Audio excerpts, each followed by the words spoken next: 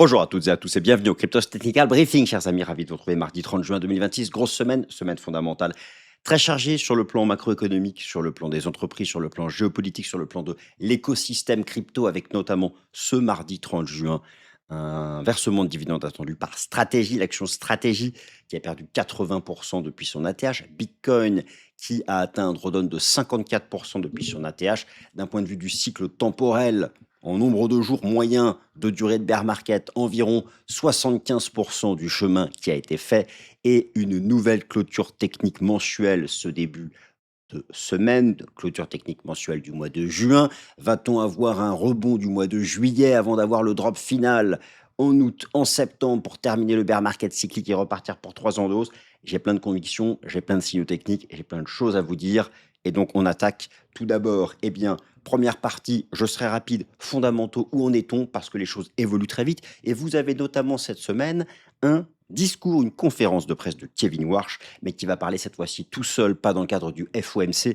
Il va parler alors que nous sommes à la limite voulue par la Fed en termes d'inflation PCE, alors que le prix du pétrole a droppé sérieusement, et ça c'est une bonne chose, et que ça va bientôt arriver dans les chiffres de l'inflation, alors que cette semaine vous avez les chiffres de l'emploi US. Le 1er juillet à 15 h heure de Paris, l'ami Kevin Warsh va causer. Va-t-il permettre quelque chose de sympathique ce mois de juillet pour le cours du BTC, S&P 500, secteur de la tech? Où en sommes-nous? Ce mois de juillet, vous allez avoir les résultats du second trimestre et tout le monde va attendre les résultats de la tech comme d'habitude. Stratégie, action, stratégie, premier détenteur de Bitcoin du monde, semaine de stress test, test de résistance, alors que le titre est passé sous les 100 dollars. Et tout le monde se pose la question de savoir est-ce que stratégie, en attendant la fin du bear market, stratégie va-t-elle pouvoir payer les dividendes de juin, de juillet, d'août? Il y a encore, voilà, 3 4 mois de challenge avant que le marché reparte. Dollar américain, DXY, nouvelle clôture technique mensuelle. Là aussi, j'ai plein de choses à vous dire parce que ce sera important pour la tendance de cet été. Bitcoin cycle, je refais un point cyclique sur le plan temporel avec différentes approches, pas uniquement la durée moyenne d'un bear market. Voilà, pour se resituer un peu les choses. Bitcoin, analyse technique pour juillet, voilà comment je me projette sur juillet. Bitcoin, ou alors je reprends, les aspects fin de bear, je vais remettre en avant ce niveau des 50 K, qui clignote selon plusieurs, approches, même si moi je pense qu'en amont, on peut d'abord avoir une reprise et bien sûr, je parlerai des alts que vous m'avez demandé dans la section des commentaires la semaine dernière, vous m'en avez demandé beaucoup. Je prends les 2 qui sont le plus demandés et il s'agit de Hyperliquid à nouveau, vous me l'avez redemandé, donc je refais un point dessus et UNI, donc pour Uniswap. Et puis voilà, chers amis, je parlerai aussi un mot technique sur Solana, vous ne l'avez pas demandé, mais j'ai envie de vous en parler. Et voilà, c'est parti, nouvelle édition du CTB. Allez, c'est parti les amis, on attaque. Bon, moi je repasse en mode barbe de 3 semaines, c'est pour fêter le mois de juillet, pour fêter l'entrée dans cet été caniculaire. Et au passage, je me suis fait un petit plaisir, regardez. Elles sont belles, hein. Nike Air Force One. Les Nike Air Force One, franchement, ça passe nickel. Et ça, ce qui va m'accompagner tout au long de l'été. Moi, je sais pas pour vous, mais des petits plaisirs de temps en temps comme ça, je m'en fais. Donc, c'est parti, une semaine. Alors, je vous laisse choisir l'adjectif. Elle est probablement décisive sur le plan technique parce que Bitcoin va faire un choix là, tout de suite, maintenant, autour de ces 59 000 dollars. Il va faire le choix entre soit pulvériser d'entrée de jeu 59 000. D'ailleurs, je pense qu'il fera son choix avec demain Kevin Warsh qui parle. J'ai failli dire Jérôme Powell. En plus, il est toujours au FOMC, Jérôme Powell. Demain, vous avez une conférence de presse tout seul de Kevin Warsh. Il n'y a pas les autres membres du FOMC. Ça va driver la tendance de. Je vous le dis tout de suite, nous attaquons. Aujourd'hui, c'est la clôture mensuelle. Demain, c'est juillet. Le marché, il est sur ce pivot, qui n'est pas un pivot cyclique, mais un niveau important, 59K. Demain, Kevin parle. Le marché va faire son choix, donc oui, c'est une semaine décisive. Il va imprimer cette semaine sa tendance de juillet, entre soit faire un rebond technique, mais qui ne sera pas la fin du bear market, je suis désolé. Il reste 100 jours. 1, 2, 3, 4, 5, 6, 7, 8, 9, 10, 100 jours. Je vais réillustrer mon propos, vous allez voir, selon plusieurs approches, 100 jours de bear. Mais en attendant, est-ce que d'abord on rebondit et puis qu'on droppera plus tard, ou est-ce qu'on pulvérise tout de suite et qu'on va à 50K d'entrée de jeu? That's the question, my dear attendees. Attendees, je crois qu'on dit comme ça. YouTube attendees. Mes chers amis, ma fidèle audience, je m'amuse bien avec vous depuis 4-5 ans. Donc, on commence par les fondamentaux très rapidement. parce que c'est chiant. La Fed, forcément, c'est le premier fondamental qui compte.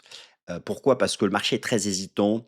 En gros, l'idée, c'est de savoir est-ce que la Fed garde le statu quo jusqu'à la fin d'année, à la différence de la BCE qui, elle, remonte les taux alors que bon, bref. Et une hausse de taux un peu symbolique, probablement, bien sûr, parce que l'inflation rebondit, mais l'inflation va rebaisser, vous allez voir avec la baisse du prix du pétrole. Mais peut-être aussi pour assurer sa crédibilité, ça peut être pas mal. Limite, Kevin Warsh, son FOMC, montrait les taux pour montrer qu'ils sont crédibles pour lutter contre l'inflation. Cela donnera une marge de manœuvre pour les rebaisser assez vite quand tout sera normalisé. Enfin bon, bref, faut voir un peu comment ça va se passer. Le marché est super partagé. La prochaine réunion, c'est le 29 juillet. Normalement, il n'y a pas de hausse de taux. C'est très partagé pour septembre-octobre. Dites-vous bien c'est très crédible dès lors qu'une probabilité dépasse 50%. Alors, on est quand même à 48 pour 16 septembre.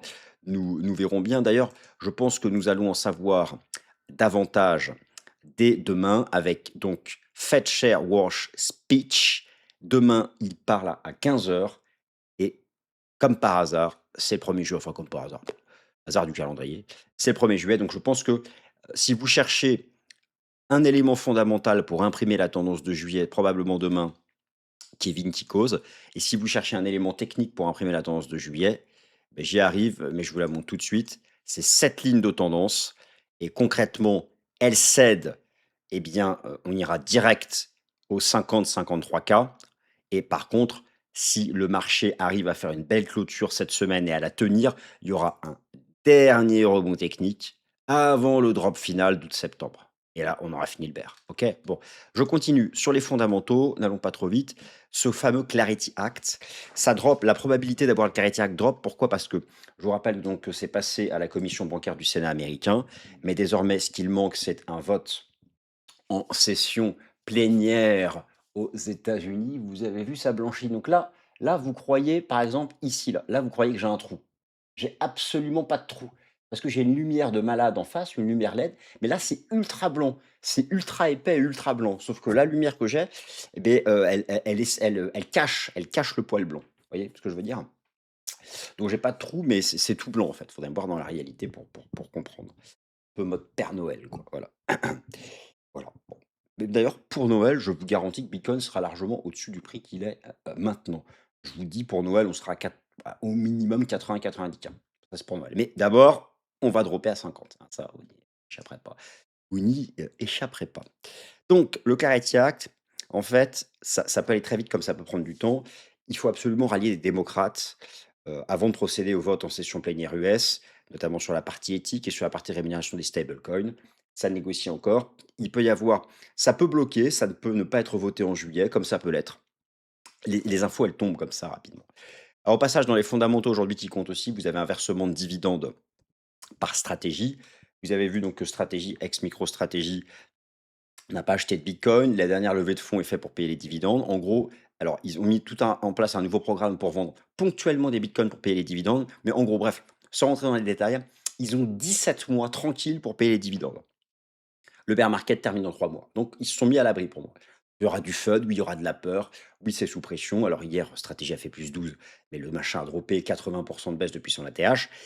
Mais si vous voulez, en s'assurant 17 mois pour payer les dividendes, sachant que le bear, au plus tard, termine dans 3-4 mois, ils sont tranquilles. Donc, pour moi, les choses se mettent en place, c'est impeccable. Mais attention, hein, il va rester il va rester de la frayeur. Mais c'est les dernières phases de frayeur qui arrivent. Donc, le Clarity Act, on verra bien. L'inflation core PCE est montée à 3,4. Donc je rappelle que Kevin Warsh ne veut pas qu'elle dépasse 3,3. Donc va-t-il procéder à une hausse d'auto pour la bloquer à 3,3? On verra. La chose, c'est que maintenant, on attend de quoi? On attend de voir cet été si la baisse du prix du pétrole, si la normalisation progressive au sein du T3 d'Ormuz, alors qui est très progressive, rappelez-vous, je vous ai parlé de cette moyenne mobile à 7 jours, alors elle est remontée à 13. Attention, les données ont une semaine de retard. On sait maintenant qu'on est plutôt autour de 20, mais la vraie normalisation, c'est 60. Donc ça prend du temps. Voilà. Donc on est à 20-25 bateaux qui rentrent. C'était, la vraie normalisation, c'est le seuil des 60. Avant, c'était 80-90, mais dès lors qu'on franchit le seuil des 60, on considère que c'est bon, que c'est engagé pour de bon. Voilà, donc ça suit son cours. Il n'empêche, le pétrole est à nouveau, tout en bas. Et ce qui va donc être très important, c'est demain la conférence de presse de Kevin Warsh, et bien sûr donc un dividende. Donc aujourd'hui, Stratégie doit verser un dividende, ils vont le verser. Ils achètent plus de bitcoin, c'est fini, ils arrêtent leurs conneries. Le machin est complètement survendu. Je vais en parler, bah, d'ailleurs, je vais en parler maintenant. Action Stratégie, si vous voulez, donc c'est le premier acheteur de bitcoin du monde, d'accord? C'est le premier acheteur de bitcoin du monde. Au passage, donc le titre revient ici sur ce gros support mensuel. D'ailleurs, aujourd'hui, c'est la clôture technique mensuelle. Donc, ça va être important de tenir ce niveau des 75 $. Si vous prenez l'ancien bear market de stratégie, eh bien, ça avait quand même retracé 96%. Et la phase de bottomisation avait été faite entre 78 et 96 de ça. Alors maintenant, le 78 et 96 de ça, c'est entre 35 $ et 127 $. Là, on est à 92 $. 35 $, j'y crois pas trop. Ça commence à diverger. Hier, l'annonce de hier Stragid a fait +12 parce qu'ils ont donc annoncé un programme assez complexe, mais en gros, ils ont maintenant suffisamment de cash, et éventuellement s'autorisent des ventes techniques de BTC pour faire face aux dividendes, mais ils sont tranquilles, si vous voulez, pour les 12 prochains mois. Tranquilles pour les 17 prochains mois. Pour moi, ça, c'est très bien, ils se sont mis à l'abri. Pas de vente massive sur les 17 prochains mois de BTC, mais des petites ventes techniques, sachant que le bear termine dans 3 mois, ils sont archi tranquilles. Donc bientôt Stratégie va trouver son bottom et tout ça va parfaitement matcher avec ce bottom que j'attends fin de l'été, tout début d'automne grand max sur le BTC. Puis derrière, on repart le cycle de 4 ans, 3 ans de hausse et cetera et cetera. Donc c'est trop cool, c'est trop cool. Donc voilà, donc là c'est très important. Ce qu'il faut savoir, c'est que stratégie, la petite stratégie, où est-ce que j'ai mis le truc là? Stratégie, ce qu'il faut savoir, c'est qu'ils sont en termes de voilà. La stratégie actuellement, ça capitalise 33 milliards. Leur avoir en bitcoin, c'est 50 milliards. Donc c'est ce qu'on appelle le ratio en fait. C'est le ratio entre les attendez, je vous remonte ça. C'est le ratio en termes voilà. Donc stratégie capitalise 33 milliards et leur stock de bitcoin, c'est 50 milliards. Donc ça vaut moins sur le marché que leur stock de bitcoin. C'est donc c'est ce qu'on appelle le ratio entre la market value stratégie et leurs avoirs en bitcoin. C'est donc on est à 0 quelque chose, 0,60, 0,70. C'est extrêmement bas, c'est pas loin du plus bas historique, ce sont des zones de survente massive. Ce sont sur le très long terme des zones d'opportunité. Après, on n'est pas à l'abri d'un dernier choc. Est-ce que moi, si vous voulez, le stratégie, la fin de son ancien bear market, ça avait été un range entre 96% de retracement et 78. Le 96, j'y crois pas trop. Pour moi, le bottom de stratégie sera entre 72 $ et les 100 $. On a 92. Ça commence à diverger en weekly. Cette div weekly est juste incroyable. Elle est longue, elle a 3 points de contact. Donc on n'est pas loin du bout du bout. Et ce qu'a annoncé hier Stratégie, au fond, est très positif. Alors bien sûr, ça va encore un peu se transpirer, mais c'est vraiment un bon programme et le marché pour finalement faire face à cette fin de bear market. Et puis derrière, vous imaginez bien hein, que le prix d'acquisition moyen de Bitcoin par stratégie, c'est 75 000 $, que le prochain bull run, donc d'ici 2029, nous emmènera au-dessus des 150 000. Donc ils sont assez, c'est tranquille. Donc voilà, mais bon, cet été va encore tanguer. En tout cas, c'est une semaine de stress test pour Stratégie. Je vous rappelle, hein, Stratégie qui détient 800 000 bitcoins. Aucune entreprise dans le monde, aucun État dans le monde n'en détient autant. Donc et pourquoi ça stresse? Il ne faut pas que Stratégie soit contraint de vendre ses bitcoins pour faire face à ses obligations, notamment de versement de dividendes. Donc ça, c'est majeur. Mais là, ils ont mis en place un programme important. Aujourd'hui, 30 juin, ils doivent verser un dividende. Donc vous allez savoir ça dans l'après-midi. Est-ce que ça va bien se passer ou pas? En tout cas, ceci est donc quelque chose de majeur. S&P 500, tech, analyse technique. Donc, le S&P 500, la tech, ça tient bien. Moi, je continue de dire que, alors oui, c'est surachat. Oui, oui, on est sur un surachat sur les graphiques de long terme. Oui, donc clôture technique mensuelle, il y a la possibilité ici d'une divergence. Mais attention, une divergence, elle est active que lorsqu'on casse le creux qui sépare les deux sommets descendants. Donc ici, ce fut le cas, ce fut le cas, ce fut le cas, ce fut le cas. Là, c'est pas le cas, on peut très bien continuer. Il y a l'esprit de la divergence, mais si vous voulez, tant qu'on n'enfonce pas ce niveau, tant qu'on n'enfonce pas les 7000 points, tant que le S&P 500 ne casse pas les 7000 points, donc les 7000 points, c'est ce niveau-là, c'est cette ancienne résistance devenue support, c'est ce haut de canal. Mais quand bien même ce soit suracheté, alors la valorisation, je ne vais pas vous refaire un gros point valorisation, et bon, voilà, c'est bien sûr en discussion, mais les perspectives de profit de la tech sont tellement importantes que les stars de la tech, notamment dans les semi-conducteurs, la mémoire vive, HBM, etc., c'est pas tant suracheté que ça lorsqu'on compare le prix du marché aux perspectives de profit. Mais voilà, vous voyez que si vous voulez, toutes les corrections court terme, elles sont achetées. Donc là, dans l'immédiat, par exemple, le S&P 500 réagit bien au contact du Kumo Daily du système Ichimoku, moyenne mobile à 50, etc., etc. Je vais aller faire un tour aussi sur le secteur de la tech US. Oui, OK, de temps en temps, il corrige, mais ça reste extrêmement bien construit. On a toujours une succession d'impulsion, correction, impulsion, retracement, impulsion, petit range. Et pour l'instant, pareil, là aussi, pas de cassure de support. Donc on a une correction du secteur de la tech à court terme, mais qui est sous contrôle, qui a une structure technique. Et ces structures techniques ont la forme de structures de pause avant le réengagement de la tendance haussière. C'est pareil sur le SOX, l'indice des semi-conducteurs. Voilà. Donc, pour le moment, RAS, c'est une construction technique bullish par étapes qui continue de se déployer sur le marché action US. Donc là, il n'y a pas d'inquiétude. Là, par contre, où il y a un point de pression, et je vous en parlais, donc c'est pas stratégie, là où il y a un point de pression sur le BTC, mais en fait, c'est surtout sur les métaux précieux d'ailleurs. Ça fait, vous savez, hein, depuis le début de l'année que je vous explique que l'or et l'argent ont fait leur sommet de cycle. Et je suis très content parce que l'or et l'argent ont sacrément droppé et l'or a fait -30 et l'argent a fait -55% depuis ses plus hauts. C'est ce que montraient notamment bien les ratios Bitcoin Gold et Bitcoin Silver. Par contre, l'argent, le dollar, il y a un vrai sujet. Et je pense que d'ailleurs, demain, la conférence de presse, donc mercredi 1er juillet, la conférence de presse prévue mercredi 1er juillet par Kevin Warsh va avoir une importance forte. Parce que justement, plus que jamais, et c'était déjà le cas hier, la semaine dernière, pardon, mais ça l'est encore plus cette semaine, le dollar américain se trouve à la croisée des chemins techniques, comme on aime bien dire dans notre jargon d'analyse technique. À savoir qu'il teste en fait cette bande ici des 100 points, 102 points, rejet, rejet, ici ce fut support, et là donc on y arrive, et tout le monde comprend bien que si le dollar américain parvient à franchir ça, eh bien il accélérera ici, et que derrière c'est 5% de hausse de plus pour le dollar, et que derrière forcément ça va encore plus enfoncer l'or, encore plus enfoncer l'argent, et entretenir le bear market du Bitcoin. Par contre, il peut rejeter ici. Et tout ça est lié aux perspectives de politique monétaire, à ce que dira l'ami Warsh demain. Et d'ailleurs, comme nous sommes le 30 juin, nous bénéficions d'une nouvelle clôture technique mensuelle. Donc je vais passer sur le cours du dollar américain face à panier de devises en données mensuelles. Et donc on retrouve cette trend et je vais y ajouter les enseignements du système Ishimoku pour voir que justement ce niveau des 102 points, c'est l'énorme SSB monthly. Donc Ishimoku, vous connaissez Ishimoku, si vous ne connaissez pas, vous pouvez vous y intéresser. Moi, vous savez que c'est un outil que j'utilise dans mes analyses. Bon, bref, c'est une méga résistance, 102 points. Donc, vous avez plusieurs outils techniques qui montrent que cette zone des 102 points, c'est une zone de pivot. Donc un pivot, eh bien, on peut le franchir, accélérer, ou on peut rejeter et dropper. Ce que je veux dire, c'est que quand on est face à un pivot, le marché fait un choix technique, et là, on mesure à peu près les amplitudes. Le dollar fera soit +5, soit -5 cet été, en tout cas en juillet.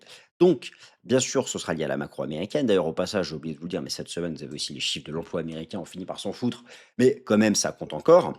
Et donc, toute la question de savoir, est-ce que la fête de Kevin Warsh va entretenir le statu quo, c'est quand même une volonté de Kevin Warsh, mais il n'est pas seul à décider au sein du FOMC, ou va-t-elle, pour assurer sa crédibilité, devoir passer une hausse de taux?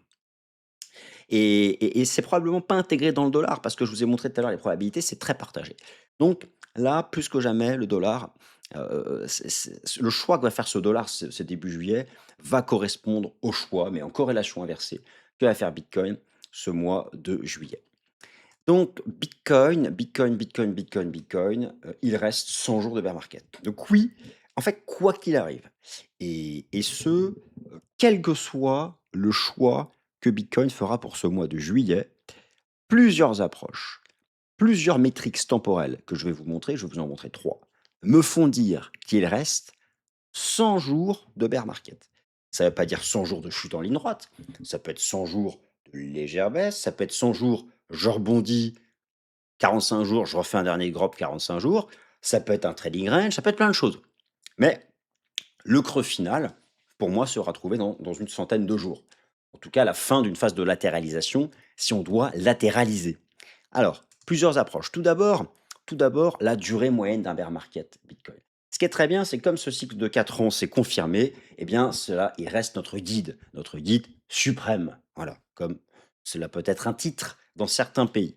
Eh bien, si le cycle de 4 ans reste notre guide suprême, notre métronome, comme un grand nom francophone français de la crypto aime à dire à propos de Bitcoin, si le cycle de 4 ans est notre métronome, eh bien, un marché baissier cyclique dure en moyenne 365 jours. Ce fut par exemple le cas du bear market de, 2000 de 2018 qui a duré 363, ou celui de 2022 qui a duré 376, mais en fait, et en fait c'était 20 jours avant, et ensuite il avait fait un truc latéral, donc en fait 356. Nous sommes à 267. Donc voilà un truc de base, vous faites 267 jours sur 365 jours, donc une fraction, ça vous donne 75%, enfin 73%. Ce qui est intéressant, c'est que si je prolonge jusqu'à 365 jours, je trouve donc fin septembre, début octobre, pour la fin du bear market. Ensuite, il y a donc il y a donc une autre approche. Elle est de considérer le nombre de jours depuis le halving. Et ce que nous savons, c'est qu'en moyenne, les bear markets se terminent autour de 900 jours après le halving. 900 jours après le halving, 900, donc là c'était 890, là c'était 924, celui d'avant c'était pareil, 900, et là nous sommes à 801. Donc la première métrique, je trouve 100 jours, là je trouve 99 jours. Bon, bon 100 jours quoi. Voilà. Donc bah, c'est 3 mois. C'est 3 mois, ok. C'est 3 mois. Ensuite, troisième façon de faire, non pas la durée moyenne d'un bear market, non pas le nombre de jours depuis l'ancien halving, mais le nombre de jours qui nous sépare du prochain halving. Et lorsqu'on aligne les cycles, ce que nous savons, c'est que les cycles font en moyenne leur bottom 550 jours avant le prochain halving. 550 jours avant le prochain halving. Et là, nous sommes 650. Ça fait 100 jours. Donc, tout me dit que 75% du bear a été fait et qu'il reste 100 jours et que cela nous emmène fin septembre. La question est maintenant de savoir qu'est-ce que Bitcoin va faire d'ici le mois de septembre. Va-t-il, par exemple, rebondir sur cette ligne de tendance en juillet et jusqu'à, je sais pas, fin juillet, mi-août, et refaire son dernier drop. Et là, on arrivera dès fin septembre par ici, et là, ce sera fini. Va-t-il faire un truc, en fait, plutôt comme ça, latéral, jusqu'à fin septembre et repartir? Va-t-il faire ça, ça? Enfin, il peut faire ce qu'il veut. Et donc, justement, je vous expliquais que demain, il y a un speech, une conférence de presse très importante de Kevin Warsh. Eh bien, ce mois de juillet, nous sommes techniquement parlant sur des niveaux importants. Bitcoin est au contact de cette ligne de tendance, le 61,8 de retracement. Bitcoin est au contact du seuil plancher de la loi de puissance. Alors, je pense qu'elle sera malmenée sur ce cycle. Et donc, Bitcoin teste ce support. Bitcoin, la trendline, vous la retrouvez ici, travaille sa moyenne mobile à 200 semaines. Et au moment où j'enregistre la vidéo, la ligne de tendance tient. Nous avons aussi ce soir une nouvelle clôture technique mensuelle. Vous pouvez constater que le RSI mensuel arrive au plus bas quasiment de la fin du bear market de 2022 et nous retrouvons donc cette fameuse ligne de tendance. La lagging span étant empêtrée dans les bougies ici en mensuel.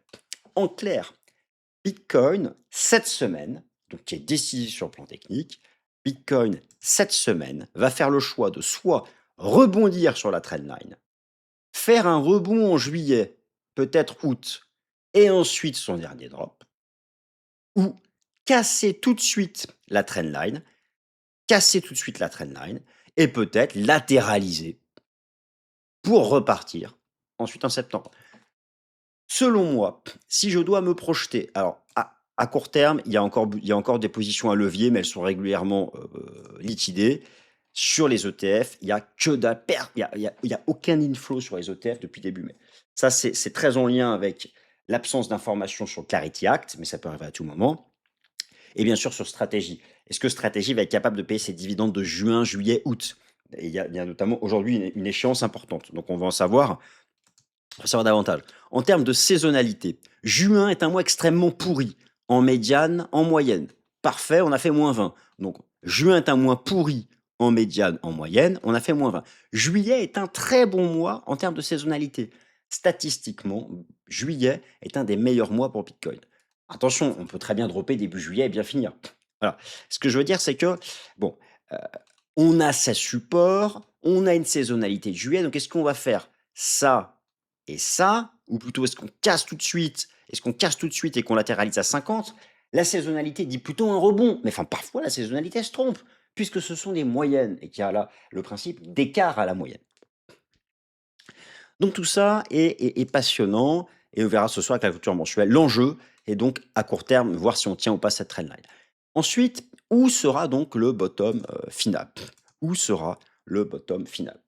Moi, bon, vous l'avez compris, ceux qui me suivent depuis longtemps, je dis, je donne mon scénario. Ah, parfois j'ai raison, parfois j'ai tort, voilà. Bon, il faudrait faire des statistiques sur tout ce que j'ai raconté ces dernières années, voir mes chiffres moyens. Et quoique, comme j'ai progressé et tout, faudrait plutôt prendre les 2 dernières années, enfin on s'en fout. Mon idée est donc qui reste autour de 100 jours de bear market et mon idée alors beaucoup attendent 20K, 25K, 30K. Mon idée qu'on nous n'irons pas si bas, j'aurais tendance à fixer le max drawdown autour des 48-50K. J'aimerais voir un MVRVZ score arriver dans sa bande de survente historique et ça correspondrait à un 50K. J'aimerais voir le Bitcoin CVDD être testé et il est actuellement à 48K. Et j'aimerais bien voir le prix moyen des... Ah, attendez, je vous remonte tout. J'aimerais voir le Bitcoin CVDD être à nouveau testé. Il est à 48K. J'aimerais voir le prix d'acquisition Bitcoin long terme être testé. Il est à 50K. J'aimerais voir donc ce niveau de chartiste, ces deux cours de clôture pris, c'est 53K. En gros, mon idée est que le bottom final du bear sera autour des 50K. Mon incertitude, elle est là. Est-ce qu'on casse la trend tout de suite? Donc on casse la trend et en fait on latéralise jusqu'à fin septembre.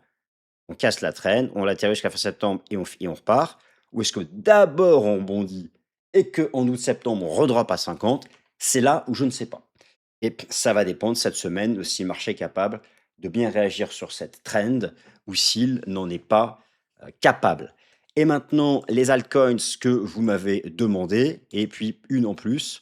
Dans ce que vous m'avez demandé et une en plus, tout d'abord, je viens de vous parler de Solana, parce que je pense que Solana est pas loin aussi de valider son bottom.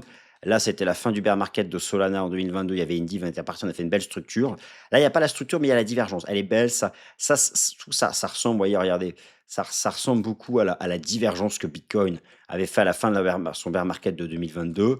Là, je trouve qu'elle est belle. En plus, on a pris 78,6. Alors, il faudrait être capable de dépasser les 82 dollars pour valider un truc. Il faudrait dépasser ça. Mais voilà, je pense que, bon, je m'interroge sérieusement sur le fait que est-ce que Solana n'aurait pas déjà trouvé son bottom.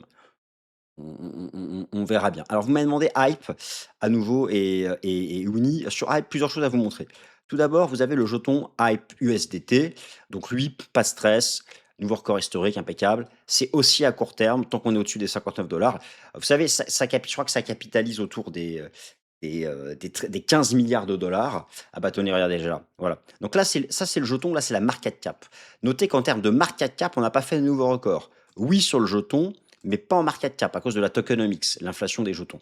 Mais ça capitalise 15 milliards. Hype, Hyperliquid, c'est une plateforme de trading. Alors, elle est décentralisée, mais se veut avoir les avantages des plateformes centralisées. Binance, par exemple, ça capitalise 90 milliards. Voilà. Si vous voulez, il y a du potentiel de rattrapage. En termes de market cap, le fait de valoir 15 milliards, c'est pas énorme sur Hyperliquid. Donc, bien sûr que ce jeton ira plus haut. Maintenant, en termes de market cap, il est quand même sur ses records. Pour l'instant, il échoue ici. Il n'a pas breaké. Donc, faut être prudent par rapport à ça. Mais bon, une tendance se relance plusieurs fois, ne se retourne qu'une fois. Il n'y a pas de cash sur de support. Donc, bah, écoutez, au-dessus des 59 dollars, pour le moment, ça reste haussier sur tous les horizons de temps. Alors maintenant, Uniswap, plusieurs choses. D'abord, je regarde le jeton ici, donc en USD. Je regarde le jeton en USD. Donc, alors, la vraie bande d'intérêt pour moi, la vraie bande d'intérêt, mais elle est extrêmement basse, hein. La vraie bande d'intérêt, ce sera entre 0,25 et 1,68. Je dirais au moins 1,68. Par contre, va-t-on aller à 1,68? C'est 1,59. Va-t-on aller à 1,60? J'ai cette divergence ici qui aurait tendance à s'y opposer. Mais bon, elle n'est pas encore validée. Donc, je, bon, ce niveau des 1,60, ce serait vraiment le niveau sur lequel j'irai avec confiance. Il y a une div pour le moment. Pour l'instant, c'est baissier, hein, il y a pas de retournement de tendance.